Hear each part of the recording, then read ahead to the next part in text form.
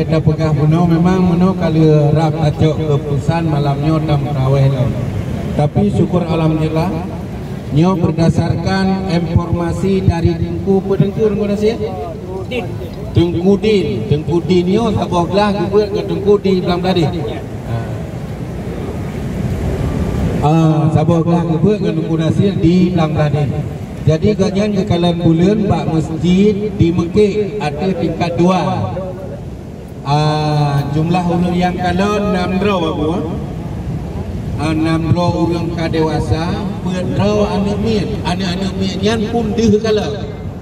Watai kepastikan dia bu, orang yan pun kayakin nyan belum jauh yakin dan gaknya orang kan? Sabab belah dengan ibu maka Upagada buahnya berdasarkan ru'yah Pak rombongan Tengku di Mekiknya, maka berdasarkannya katanya di Melabuh pun kacak kesimpulan alhamdulillah sehingga bengah katanya kata Mu'uro Raya. Alhamdulillah walhamdulillah.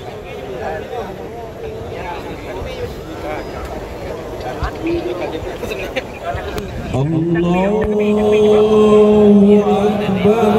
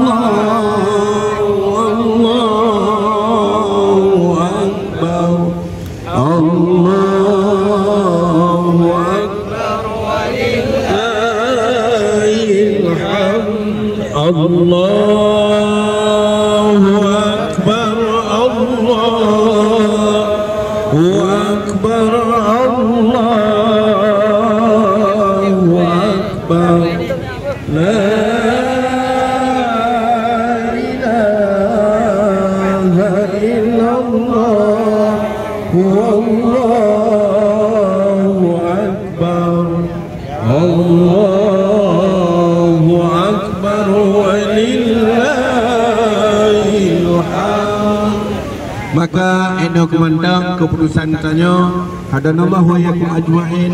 Wassalamualaikum warahmatullahi wabarakatuh.